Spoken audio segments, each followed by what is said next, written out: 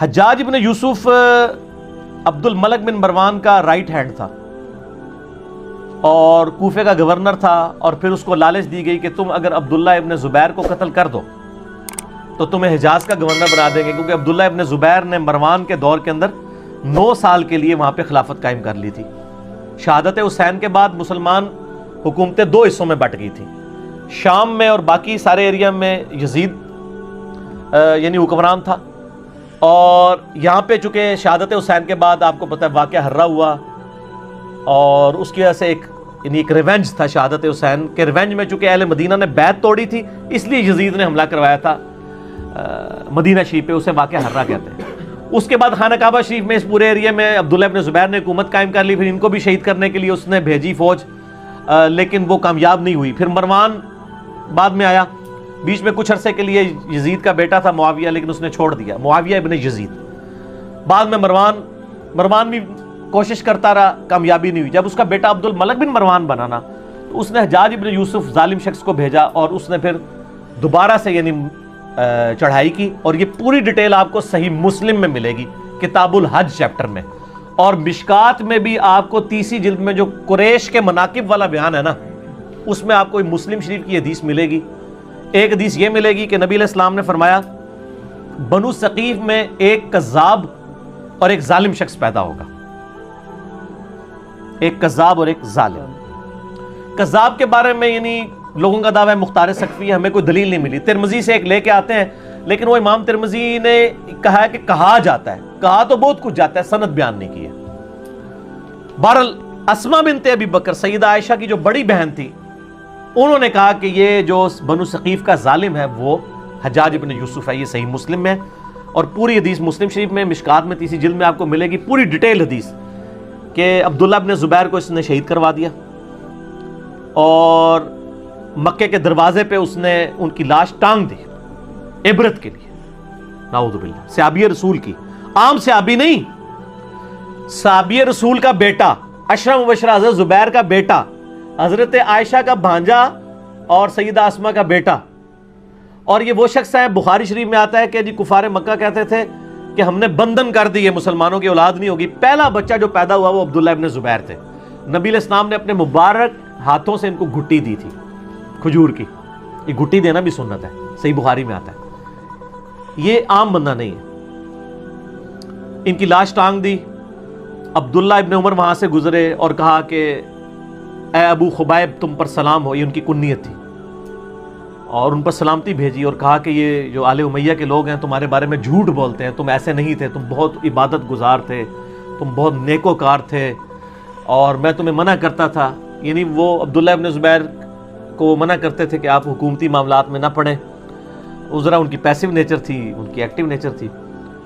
تو بہرحال یہ وہ پڑھ کے چلے گئے وہاں سے۔ تو بعد میں حجاج بن یوسف کو کسی نے بتایا کہ عبداللہ بن عمر نے تو بڑے تعریفی کلمات، یہ لادہ بات ہے، حجاج بن یوسف نے بعد میں عبداللہ بن عمر کو بھی قتل کروا دیا۔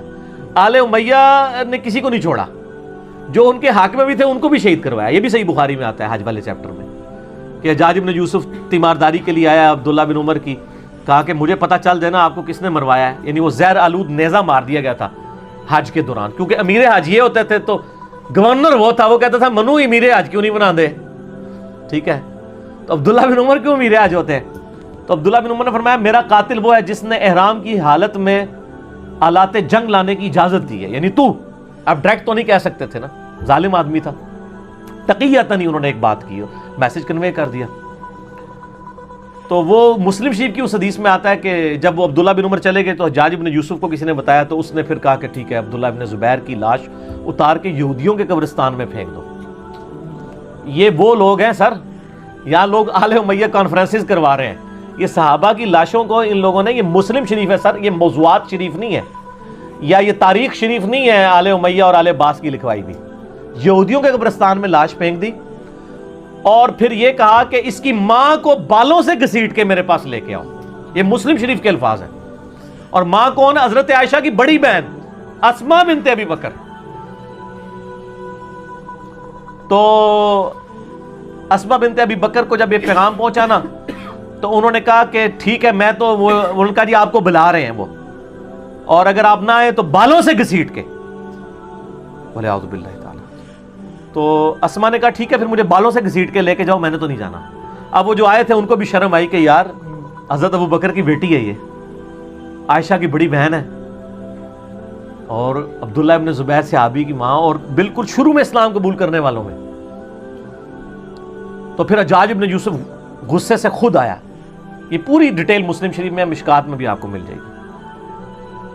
آیا غصے سے اور آ کے اسما بنت ابی بکر کو کہتا ہے کہ دیکھ میں نے تیرے بیٹے کے ساتھ کیا اشر کیا ہے۔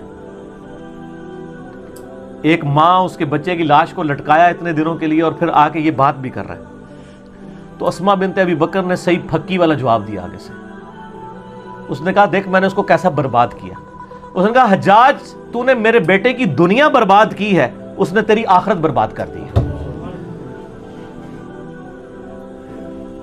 تو نے میرے بیٹے کی دنیا برباد کی، اس نے تیری آخرت برباد کر دی۔ تو کامیاب کون ہوا؟ عبداللہ ابن زبیر۔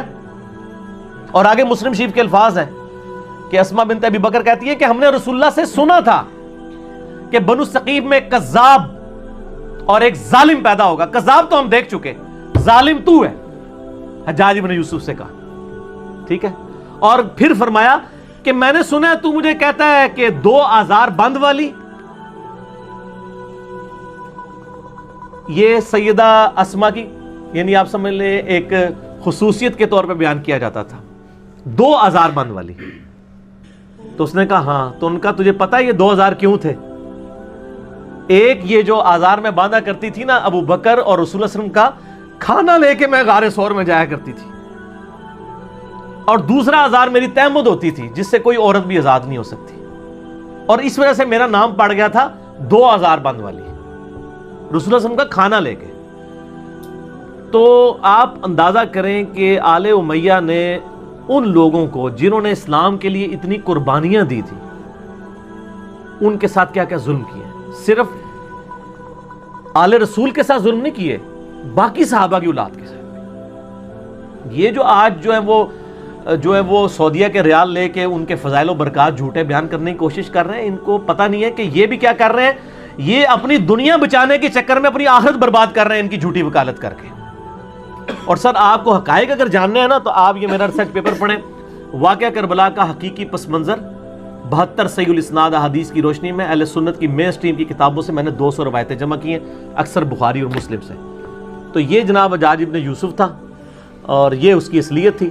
پھر اس کا اینڈ بھی ہوا ہے سر، ہر بندے کی اخیر ہوتی ہے نا، ہر بندے کی اخیر ہوتی ہے۔ پھر اس کو پھر کینسر ہو گیا تھا اور بڑی یہ بری بھیانک موت مرا ہے، اور موت کے اس نے آخری جس صحابی کو قتل کروایا وہ سعید ابن جبیر تھے، تابعی، ٹھیک ہے نا۔ وہ بھی بڑا دردناک واقعہ ہے، وہ میں بیان کروں تو آدھا گھنٹہ اور لگ جائے گا۔ اس کے بعد پھر وہ کسی پہ قادر نہیں ہوا قتل کرنے پہ۔